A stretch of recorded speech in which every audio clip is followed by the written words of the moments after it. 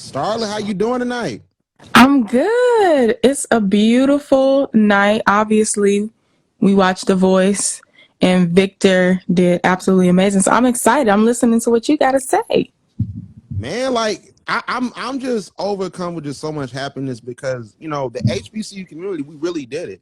And Yes. what's so crazy is that on yesterday, we had just John on, and it was a moment in the interview, Starlet, where we talked about the level of the HBCU community supporting Victor. And this is what John said about that. So do you think that the support of like the HBCU community, like an HBCU Pulse Queen series, do you think that that would matter? Where it's like, hey, so let's say that people see this, and Now, if we all got the HBCUs get together, yeah. every Now, if all the HBCUs get together and honestly vote, now I ain't talking about no, what I'm saying, vote like we had last time. I had that man in the White House. I ain't talking about that kind of vote. I'm talking about like everybody vote, like everybody vote. If we do that, I believe as a united front, yes. But that's everybody. I don't know.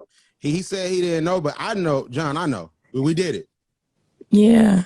What you No, think that's it my started? bro. I love John's comment. I think that he is totally right. I think that HBCU students can do a lot, like more than it's with the voice, it's with the singing competitions, it's with businesses, it's with networking. I mean, we have the power to do it all if we all get together. Black people have a lot of power. If we all just get on a united front and work together, I would just love to see what happens when we all just support somebody and take it all the way and ride with it. So I'm excited for this. And one thing that I always talk about, especially in the regards of student elections, is that we have all these talents and all these ideas. Because one of the things that Victor did that I thought was so cool, he had his own voting group chat. Like, I don't know if people really peeped that. He had his own voting group chat, like he was running to be Mr. A&T again.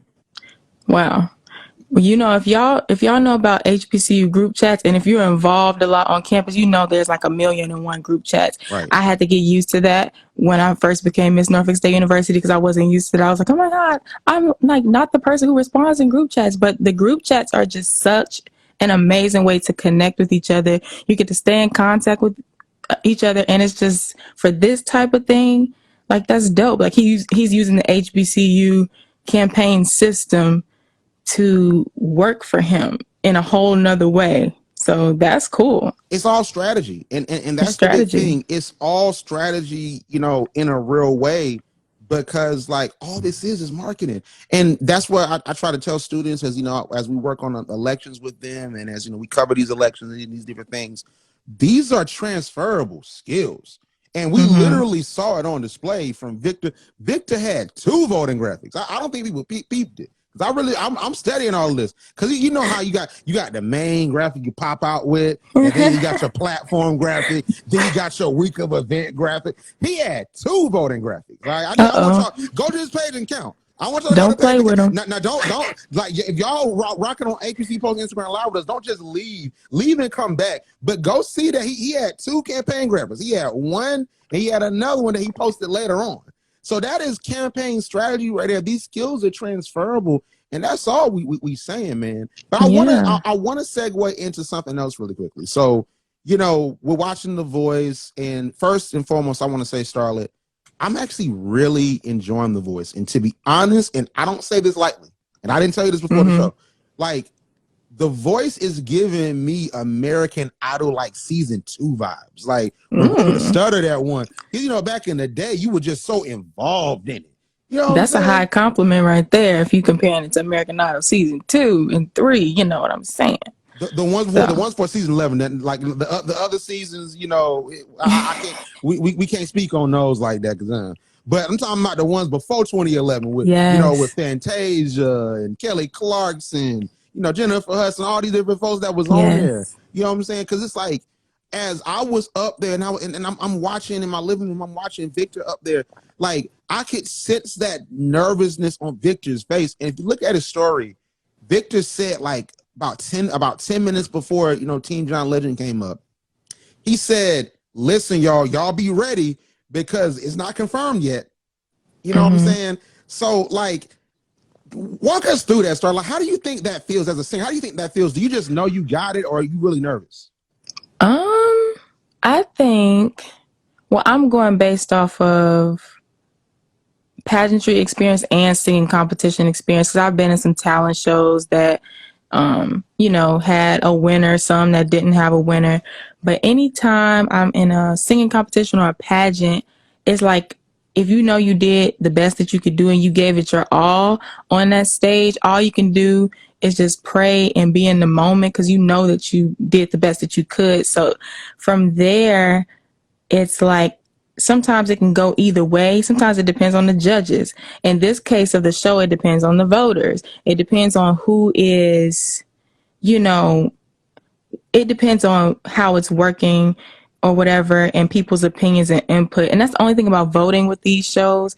Like, I've seen some people, no shade, but I've seen some people who really should have made it through a final round of something, and it completely went the other way. You're like, but America was looking for something different. So it just depends. But I think in the moment, to answer your question, in the moment, like I said, as long as you know that you did the best you can do, you know that there's a possibility that it can go either way. And you just have to be prepared for the best outcome, or the not so good outcome. But I think from there, you take it and you have a solution for either way. So as long as you have a strategy and a plan for either way, how it goes, you can keep it moving. Well, the big thing about The Voice is that the best part about it is that it was so many different ways to get to that final spot.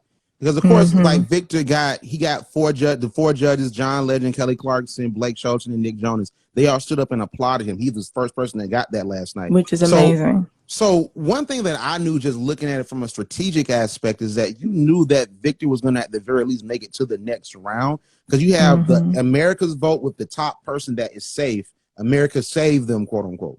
But then you have the artist that John picks. So you got to realize that it's very much based on the style of John's team, who John's been rocking with. And if you've been watching the show, you see that John Legend has been rocking with Victor the whole entire time. So it was no doubt in my mind that Victor was going to make it to that next round, because he had 3 shots. He had him just getting in to the top 9 just automatically off of America Save. Then you have John Legend that was going to pick him regardless. And then you have, he's probably going to get number 2, because, we all going crazy for him. We're voting. So he's going to at the very least have one last performance. And then the audience say, like, Victor was not going home. I didn't see it. Well, the part that I love the most, I think I saw John enjoying it. Like, I just loved seeing John Legend, like, get into the performance and enjoy it and have a good time and dancing. And, Victor, he put a little church sauce on there. He had that little squall in the Stevie. I was like, okay, you putting a little squall in the Stevie Wonder song. He said, yeah. I'm like, okay, I'm not expecting that. But, it was great. I think it was a feel good song. And Stevie Wonder, when you sing a Stevie Wonder song on like a show like that, it's always rocking for whatever reason. I saw Fantasia do that, and different people sing Stevie Wonder songs. Love it, love it, love it. So let's play a little snippet of Victor's live performance for the folks that haven't checked it out. And of course, if you just joined us, this is Post Reacts, where we're really just reacting to Victor Solomon, Mr. HBCU, is on The Voice. We're congratulating him. He made it to the top 9, but it's not like we just won. We're not just celebrating prematurely. We got to keep it going, man, because we go for the win. And we're going to talk about that a little bit more in a second, but let's play a little bit of Victor's performance from the live playoff round.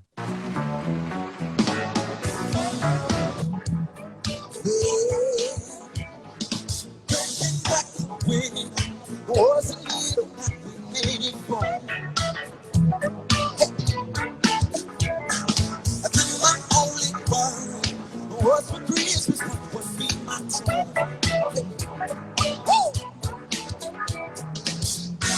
always sometimes we're not getting paid. We were happy with her, trying to stay with Queen, sleeping out the back door to hang out people who look for rings of mine. Hey, pretty eyes with my torn, but if I told you not to go outside. Smile makes the breath down, want to see your eyes.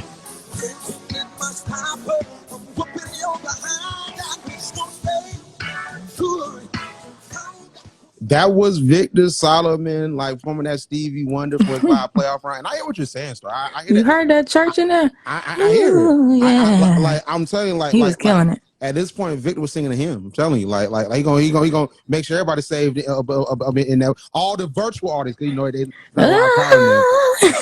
all the virtual audience was going to virtual church. I swear to God. So exactly. Let's segue into this really quickly, right? So we spoke about the aspect of about how singers can make it and how you can how you discover songs in 2021. And we talk about American Idol, right? And American Idol had a lot of stars. And Kelly Clarkson is a perfect example of the American Idol ecosystem, where you have the winners that went on to just make hits in the early 2000s. And then, even folks that didn't win, they still became big stars. But we saw after 2011 that these singing shows weren't, quote unquote, creating stars like American Idol did before them. Because American Idol, of course, was that template. So it was an article that I was doing my research, and it was an article that came out on Today. And I was up at 3 at 3 a.m. I was editing the podcast from last night. And Lindsay Parker, she's the editor-in-chief of Yahoo Music. So she put out this article, and it said, after 10 years and 20 seasons, Blake Shelton thinks The Voice has finally found his first superstar. And I don't know if y'all understand the shade in that title. Okay, because if you read the article, let me give you a summary of the article. The article is basically saying, like, really, Blake? So you telling me that you've been on the season for 10 seasons and it's never been a star? And Blake said something interesting. I don't have the clip of this, but Blake said on E! News last year that, he feels as if Universal, the record label that the winners are signed to after they win, is not doing a good job producing stars. So I feel like he was trying to make a statement last night, because we're supporting Victor, and we know Victor's a star, and Victor's gonna make some things shake after whatever happens. He's gonna win, but whatever happens, Victor's gonna come up from this. But in general, like Blake said this on last night, and I think it was very interesting. And I think that this article, Lindsay was onto something. So this is what Blake said in regards to one of his artists, Cam Anthony. More people ask me about an artist on my team, and 20 seasons of doing this show, man, you could be the first superstar that we launch off this show. Now, I don't know if he was being complimentary, but it seemed like, well, dang, like if I was on the show before, would just forget me. And the New York Post made an article. This was back in early April. So I want to read a little snippet of it, because, Blake was sort of sniping at Allison Porter. So the New York Post article says, once Allison Porter was the last singer standing on the 10th season of The Voice in 2016, she won, as all the confetti doused champions do, $100,000 and a recording contract. But after the pitch perfect ending on NBC's singing competition juggernaut, her pop star dreams soon turned into a nightmare. So they quote her. She said, it was sort of like, I got this record deal, but what do I do now? And she's 39. She was the first winner for Christina Aguilera's team. Christina Aguilera was with Blake, and she was on the original cast of The Voice with CeeLo, with Adam Levine. She was on the original cast. So this was her first winner. And, Blake is the only one standing from the original cast. So she said, once you win, they're on to the next season within 2 months. And you're a has-been. And I was like terrified, because I wasn't going to use this momentum to make it in the music business. It was definitely not what I had expected.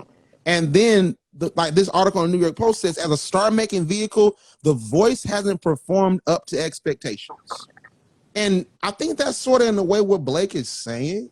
And I think it brings up the broader point of what we talked about with John. Well, you and I've talked about Starlet behind the scenes, is that what's the best way to come up as an artist in 2021? So what do you think about this, Starlet? As an artist with an album, what do you think? So, well, first to start off with the comment, love Blake Shelton. I don't know if he necessarily, was trying to be malicious with it or anything. I think his intent was to say, okay, well, maybe we can take this person and actually catapult them, the right way, or quote unquote, whatever the right way is. But I will say, of course, there's many superstars that have probably crossed that stage already. It's not even a probably, that have crossed that stage already. It's just how you handle an artist and their image and their marketing. So, shows like, these reality television music shows, they have to, you know, live up to the promise and take the artist and really do all they can to push them. And I think in that article that we read with Blake Shelton, what he was trying to say is that, I did read this part. He said, a lot of times we've dropped the ball with the record deal portion of it. So of course it's like the show part is very exciting. You get to see these artists. You're like, oh my God, where are they going next after The Voice? When they win, even when they win, whether they win or not, but even when they win, you're like, okay, what's next? So The Voice has to take them, or whatever show, all of the shows that exist, they have to take them and really make a great plan for them. I think now, like you said before, back in the day when you had season 2 and 3 of American Idol and the stars that were being produced from the show, it was a different time. I think now the shows are, like I said yesterday, are kind of very dependent on social media. So it's up to the artist now, even when you win, low key, even when you win, to take the exposure that you've gotten from the show, to take the fan base that you've gotten from the show, the experience, all of the advice, all of the critiques, and you have to run with it. You have to create your own platform and hype up your social media. And it's not really hype up. It's a natural, organic thing that happens with your social media. However, yeah, you got to be smart and strategic with it after this show, whether you win or don't win.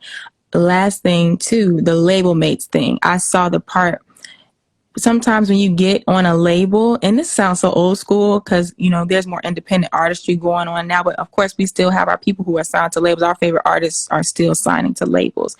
What happens is when that big label mate is on there, a lot of the attention, it's been like that for years, the attention goes to the biggest stars. It's like 1 or 2 or 3 top stars on the label, and then everybody else, unfortunately, I mean, it depends on how the label is managing everybody and what they have to do and what in their careers and what they have going on. But I hate to see people get shelved, and that's my only thing with the show. I pray that they do continue to catapult people into the stratosphere.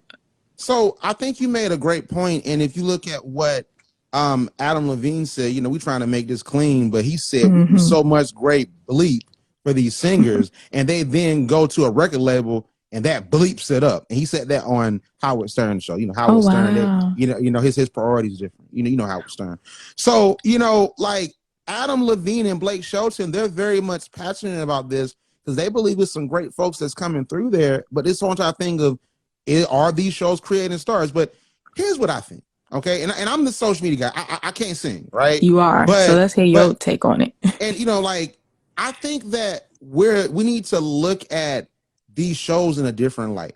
Let's look at the breakdown of the stats for American Idol from season 1 to season 11. So, and just for context, right? So season 11 came out in 2012, right? So the last episode was May the 23rd, 2012, right? So I want you to look at these numbers, and we're going to also use history to give context. So the first season with Kelly Clarkson, 22.8 million viewers for the season finale, right? So that was when American Idol was new. They had it overseas. Simon Cowell and Simon Fuller brought it over. People were watching it, but they weren't watching it en masse because people were still trying to figure out what it was. But in 2003, when you had Ruben Studdard on the show, and he won 38.1 million viewers. I can assure you a lot of them folks was black. I remember that. I was 5 when that aired. I remember watching the finale. Yes. Every black person was like, bro, him man gotta win. Like every black person was like, come on, bro. Like we gotta make it happen. So he wins. He becomes a star. So 28.8 million that next season for Fantasia. And then 30.3 million for Carrie Underwood in season 4. So season 5, you have Taylor Hicks, 36.4 million. Season 6, that's Jordan Sparks, 30.7. And then season 7, David Cook, 31.7 million. Chris Allen in season 8, 28.9 million. And then you see an ebb and flow between season 9 and season 10, Well, the views drop for the season finale will lead the Wives to 24.2 million, and then it hops back up in season 10 to 29.2 million. And that's season 10. Season 11, which is 2012, that season finale was in 2012. You saw that drop 21.4 million. You're like, that's 21.4 million. It's fine. But then you go to season 12, 14.3. And then season 13, which is around the time they ended that run on Fox, 10.2 million. Now you would think that's 10.2 million folks. This is around the same number that the Oscars got this year, right? But I think you have to factor in that social media, Twitter popped off in 06, and it started to grow 2010, 2011, 2012. We call that old Twitter, right? So around that point in time, like around 2012, around the time you saw that precipitous drop from 38.1 million for that season finale to 10.2 million as you look at season 13, which is I think 2014-ish, it's social media. Like the media ecosystem has changed. The record label industry has changed. Back in the day, you could plug and play an artist and just give them radio play, and they could become a starter at least for a little second. But it never really was like that because it's all about the vibe and the story and the marketing. And now if you look at it, like that's the problem. So if they're being signed to this record label and you have people that won The Voice that literally aren't dropping albums, what do you expect to happen? You expect them just, we just gonna watch them. If a new season comes out, they're trying to get ratings and sell ad space. I was an account executive. I quit, but I was an account executive. I couldn't do it. But I was an account executive. So you're selling advertising against shows like The Voice because The Voice is getting millions of people to watch. So I want Mercedes to buy with me. I want people to promote their album on the show. I want for McDonald's to buy with me so I can get money. So I don't think it's like, hey, you has been next caller. It's business. But like you said, in 2021 and in 2020, it's on the artist to make things happen because look at these numbers. TV ain't rocking like that no more. You get more views on TikTok than you're on American Idol. I wasn't watching American Idol. American Idol was boring in 2014. Nobody was watching American Idol. Oh, gosh. Like, come on. Well, all I have to say about that is that it's reality TV. It's an aspect to it. So basically, of course, it's still a talent show. It's still a music show. But we have to factor in that also reality TV blew up. I mean, it blew up in the early 2000s too. I mean, that was the start of it. But, shows are looking for storylines. They're looking for us to create this narrative as they should. As you say, it's media, right? But I do believe that it's more about the reality TV show aspect at times because it's entertainment. So people they're aiming to keep people entertained. And as I read too, just to see the interaction between the coaches and the relationship is very exciting. But they can keep, this is my thing, I think they can keep that entertaining. I mean, of course, it's a show, it's a TV show. I just hope that they bring up the level of promotion and marketing. I don't know if that has anything to do with era, like the age we're in. They just need to, put the push behind it, put the work behind it. What do you think? I think that they don't know how to create a star because it's like they're in this archaic mode where like they just TikTok's the new thing. Let's just look at what TikTok's doing. Like literally like you don't create stars by just giving them a record deal. You got to work them in the streets. And I think The Voice has its purpose. In the streets. Like, I think The Voice has its purpose. I think that American Idol still has its purpose, although it literally dropped 2 million viewers from the year before. I'm not going to say nothing about that. But, like, literally, like, I think these shows have its purpose. But the big thing is that we have to put it into some level of perspective. The one thing that everybody keeps bringing up, and then this is something I was doing my research on it. So I want to read you a quote from this Billboard article about American Idol's like ratings dropping. So it says American Idol once created stars like Jennifer Hudson. Starlet, they bring up Jennifer Hudson all the time when they talk about reality shows. She done took it. She killed it. She's on. Look, that's all I gotta do. Exactly. So they already like when they talk about what these shows can do, they say Fantasia, Kelly Clarkson, especially Kelly Clarkson currently being a judge on The Voice. But they use Jennifer Hudson as that, that she didn't win, but she still made it. So American Idol once created stars like Jennifer Hudson, Fantasia, Kelly Clarkson, Carrie Underwood, and so on. Even minor stars like Philip Phillips, that's a stupid name. Philip Phillips managed to score hits. I'm gonna be honest. I'm like, Philip Phillips managed to score hits. That's when the show had a deal with Clive Davis and his J Records, then part of BMG, which had the know-how and interest to capitalize on the attention. But Idol, this is what they're saying in the article, not even about The Voice. Idol, like The Voice, hasn't created a star in a long time. The last name winner is Philip Phillips in season 11. This is season 19. Can you name last year's winner? No. Her name was Just Sam. What happened to her? The pandemic can't be the answer for everything. So this is something you're seeing, not just always a voice issue. This is something that's going on with TV in general. Because these people can sing, you know what I'm saying? They can sing. So it's not a matter of if the person is talented or not. It's more of, yeah, to me, it's the push. I feel like, people are going on these shows, they're looking for the opportunities and the exposure and the fan base. It's either the artist has to do it for themselves or the show has to do it for them. But then it's like, okay, well, what's the point? That's the point of the show. It's for them to help out with that. But I think that, the attention is what, the artists are getting. Because even John said he walked in Virginia, he's a celebrity in that down there. You know what I'm saying? He's getting the radio play. He's getting all of that. So that's the awesome. cosign still matters, especially from a show like The Voice, where you have that built-in audience because John's on the show, because Blake's on the show. You have those different genres. But we have to put it in perspective that American Idol wasn't experienced, because here's what folks forget. They say Fantasia, they say Jennifer Hudson, but let's not forget why we originally started watching it. We started watching because of Simon Cowell, because we wanted to see what that man was going to say to these people. We watched because of Simon Cowell, because it's always that Charlemagne type of personality. And I say Charlemagne because he's the shock jock for our culture. Like, it's that Charlemagne type of personality. Yeah. It's like, yo, like, what's he gonna say? Like, is he gonna make this girl cry? Even during those performances, like, he'll be like, like you did really great, but like at the beginning. But this time you didn't do all that great. I don't know what's going on with you. He would say to the folks that made it versus American Idol now, oh, you get so great.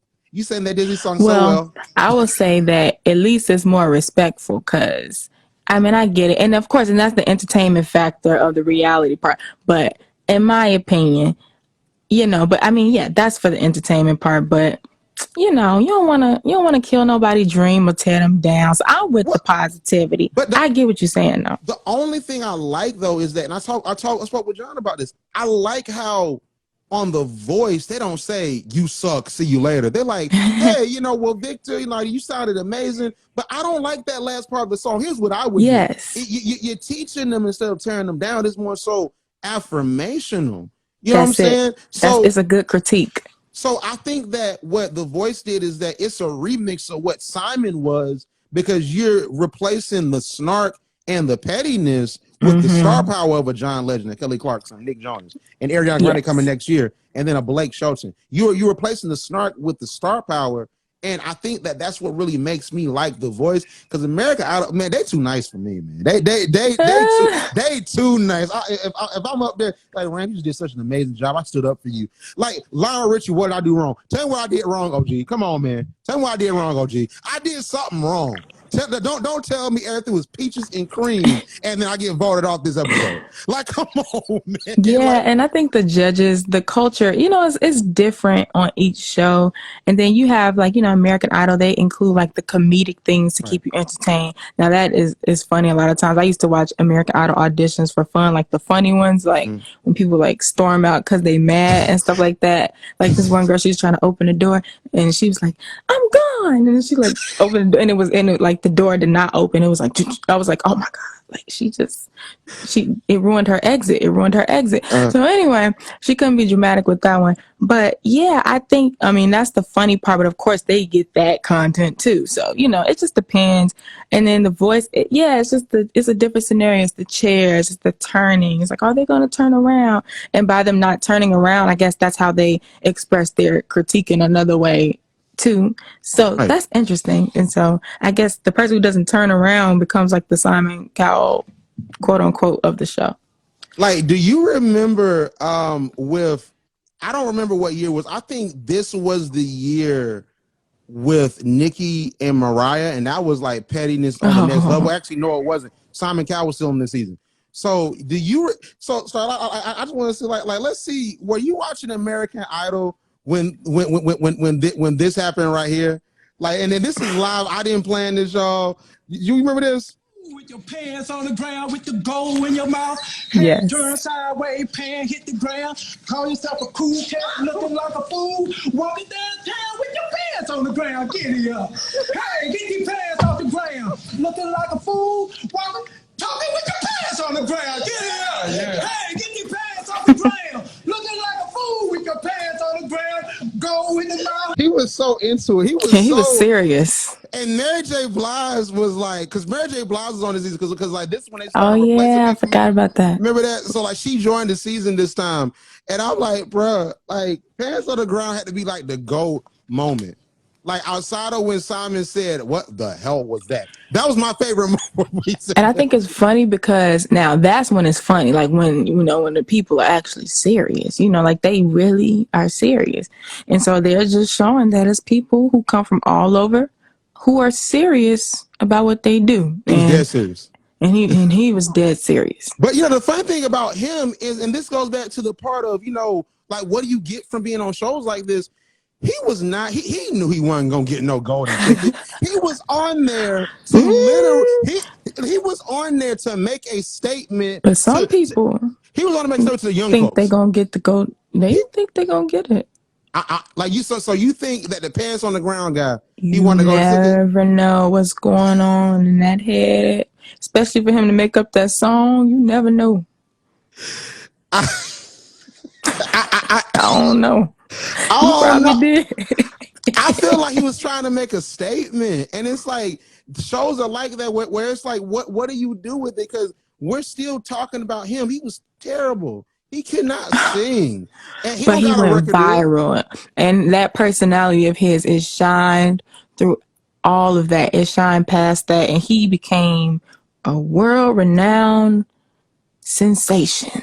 like that man is now shining at work in the morning, and like that's what he's doing. He went in the YouTube Hall of Fame probably. But what's so crazy is that at that moment, because like viral wasn't viral then, even though social media was more open, is not. But that's how it went viral on YouTube. Like I remember just watching Starlet Takes a Tumble and different stuff like that. I took it all the way back, but that video reminds me of that era right there. I don't know if that was the same era, but see, this was the asking all them questions era. Remember asking all them questions? This is around that era. I knew all of the words. I knew all of the words. So how I look at it is that social media, you have to look at it like this too. When we go back to the conversation about the voice in American Idol creating stars, is the aspect of this as well. What does viral mean now? Because viral in 2012 doesn't mean viral now. Because viral in 2012, Facebook was more open. Instagram wasn't what it is now. Like we're on Instagram now, live now. And then you have Twitter. Twitter was old Twitter. But now you have a TikTok. You have Instagram with the reels and the different ways to be discovered. You know what I'm saying? So it's like viral means more now because you have more ways to be discovered versus it being only really 2 outlets back in the day, because you couldn't factor in Snapchat. The Snapchat wasn't that discovery tool at that point. And then Instagram wasn't the media outlet that it is now, the social media outlet where you have all these different tools. So you have to factor that part in as well, is that times have changed, Yeah, and each era, I love that you brought this up because I was just thinking about how each era had its own definition of viral, like you said. So when you go back to MySpace, was it Soulja Boy who took advantage of that? I've watched different documentaries on how people, catapulted their way into success and different things of that nature. Yeah, he, as he said, what was the viral thing, Soulja Boy? He was like Drake. Drake. So anyway, that interview, he was like, I was the first to do, but it's true though. Like, MySpace, I think it was like the downloads and the streams when the record industry first got hit with that. Oh, people are downloading music for free. This record sales are not what they used to be because people are getting access to it. So you got that era. So he took advantage of that, and then that was out. Then you got the next era. YouTube, like I said, was definitely a big part. I just remember when I first found out about YouTube and I got on there and I was like, oh my God, like I can listen to any song I want. I can watch any music video that I want. I was looking up Chris Brown stuff, and I was a big Team Breezy fan at the time. So it just depends on how you look at it. Then you got Twitter, and it was like the follow trains and different stuff, like all of these different things. So now you got Instagram, which is such a symbolic world, like images and pictures, and TikTok took it to the next level. Like, I'm so impressed with the TikTok game and how a song can pop off like that now. I mean, you're right. Like, not saying what do we need? You always gonna need a purpose for the reality TV music shows and for the the regular industry standard for the music industry. But TikTok, what was it? Trackstar, you got the Coi Leray song, you got like you have all those different discovery outlets, and I think that's the big thing is The Voice and American Idol. They're giving these singers critiques on how they sound and how they carry the music, but are you really putting them in a social media boot camp? Like, are you really giving them that? But I gotta play this real quick because we're almost out of time. I want to see if we can get some folks on to talk to us possibly. But gotcha. But you said the Soulja Boy moment. I got it for you. I got Drake. Drake. The nigga that got bodied by Pusha T. The nigga that hiding his kid from the world, but his world want to hide from the kid. Aubrey Graham in the wheelchair. Drake. Yeah, Drake. Even Soulja Boy that made a comeback on TikTok, and it's not even about a comeback. I always respect artists. I don't be like, oh, people be like, oh, that's another thing. People so quick to say people fell off nowadays. That's a whole nother conversation. That's a whole nother topic.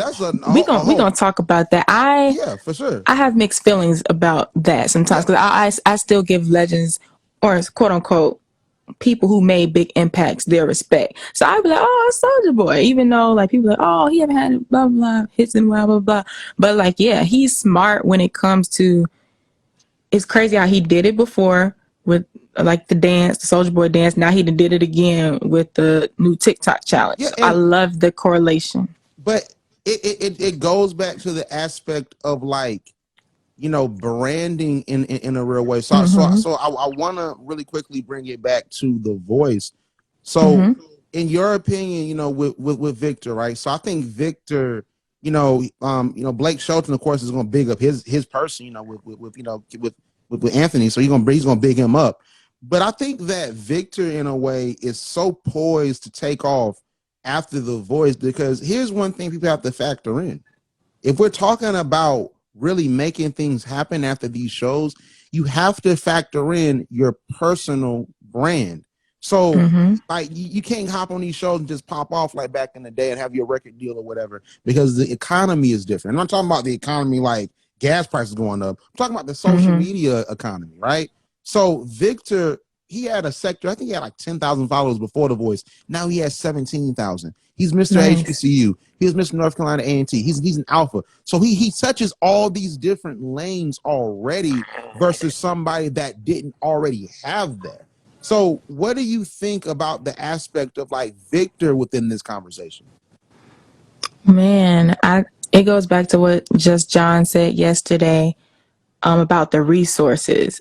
I think that he was already Victor's already in a position where he has his support team from the alphas, from the fraternity, from the school, and it's NCAT at that, a huge population, and then your Mr. HBCU, King, Queen. So it's all a platform of success. And as a person, like I said, who won Miss Norfolk State University, who is a part of Alpha Kappa Alpha Sorority Incorporated, who won Miss Sphinx in the Miss Black and Gold pageant and different things of that nature, I think it puts you when you have these, accomplishments, and all these accomplishments aren't everything, but when you go through these things, it prepares you for the next level.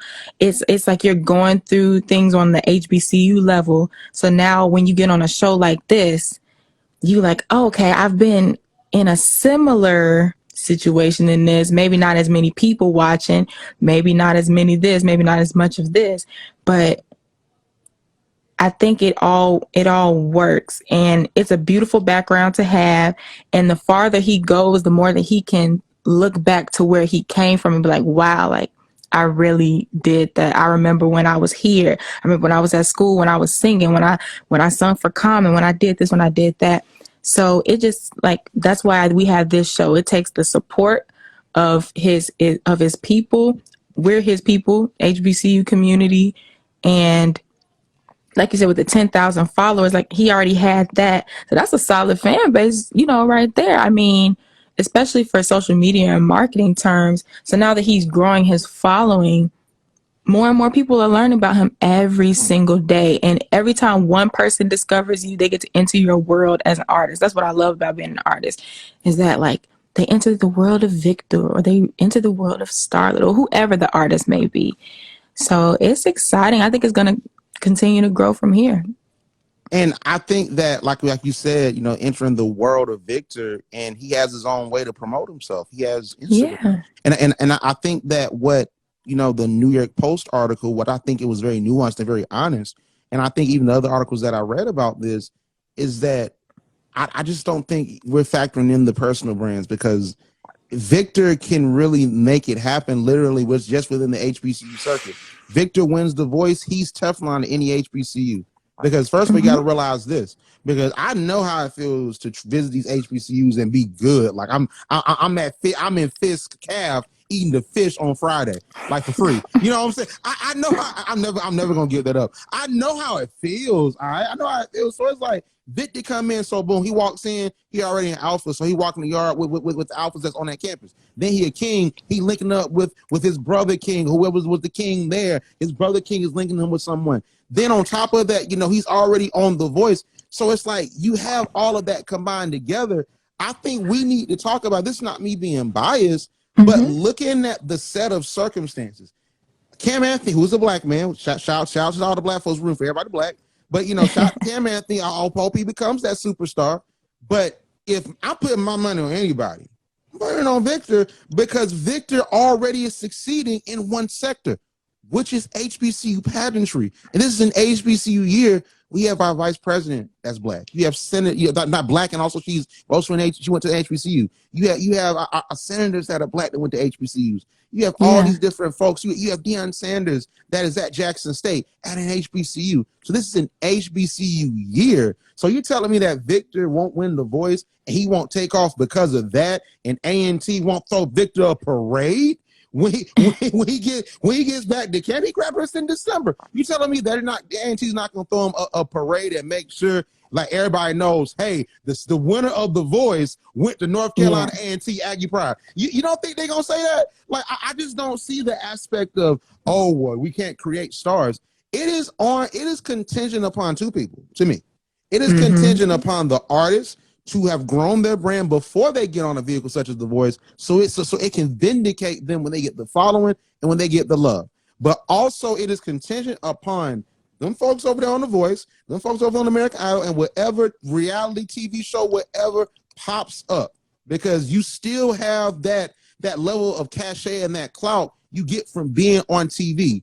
The singer can deal with that. But if you're not teaching those artists backstage how you can market yourself, you're doing them, and that's the disservice. Blake been around forever. He did a duet with Gwen Stefani. I like that duet. Why don't you teach Cam Anthony, since he's such a superstar, how he can make it on social media? You doing it? You know what I'm saying? John's doing it. So it's like, why don't y'all have a workshop? Why don't you have a boot camp? You know what I'm saying? Yeah, I think, like you said, it's up to us as a people. We got to support our own one. And that's why this is, like I said, it's such a beautiful platform. Shout out to Pulse Radio, HBCU Pulse, because when other people are not doing that for us, we got to do it for ourselves, one. But then two, like you said, it's something, and every artist, especially being on these shows, there are resources to make teams or social media plans. You got a social media manager. I think, it's definitely a boot camp for the artist, and just creating a layout, to follow. Because, a lot of these people, they have, well, I know different people have assistants and people who can maybe help out with the social media part and aspect of it. But yeah, I agree with you. You're totally right about embracing the artist. Like, I would love to see NCAT throw him a parade because he deserves it. And it's a big moment. It's a big moment in HBCU history. It goes down in the books, you know what I'm saying? And he can continue to take it from here. And that's the only thing, these celebrities, like as far as the judges, they already have this fan base that is interested in what they're doing. And so as long as you have that exposure and that fan base, and that's the thing about these shows, exposure. That's my main word that comes to mind, and fan base, because you can definitely grow your following from there. But once it goes from there, it's definitely obviously more work to be done. It's always work to be done when you're an artist. It's always something to create. So yeah, the goal is just to take it from there. And one thing I'll say before we move on, because we're almost out of time. Yeah. One thing we have to also look at as well is that instead of American Idol and shows like The Voice being the be all end all of, oh, this is when I'm gonna pop off, why don't we look at it as a part of the strategy, like the overall strategy of pushing the artist?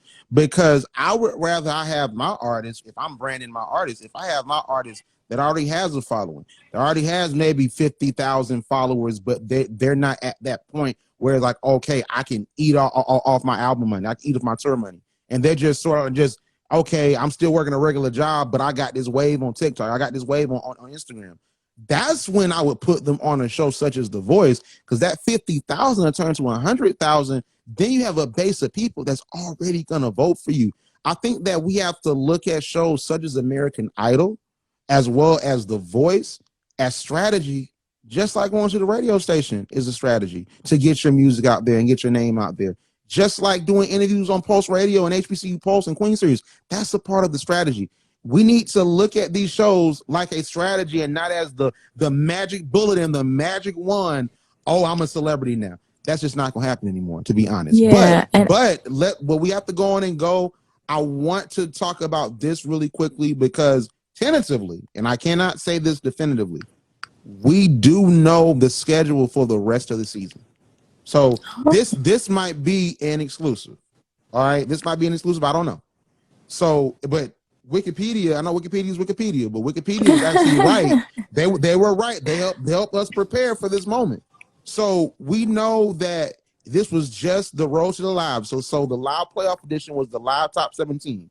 You had the performance yesterday. You had the results today. So the live top 9 performances is next week, starting at 8 p.m. So Victor's going to be performing again on next week. It's going to be on May the 17th at 8 p.m. on NBC. And we'll find out the results on May the 18th at 8 p.m. It's going to be an hour-long show on that Tuesday on the 18th. And on that Monday, it's going to be a more elongated show. All right. So that's one of the big things we definitely need to look at and we have to support. And then we're looking for Victor's. Victor's in the semifinals. We're trying to get Victor to the live finale. So the live finale part 1 is on the 24th at 8 p.m.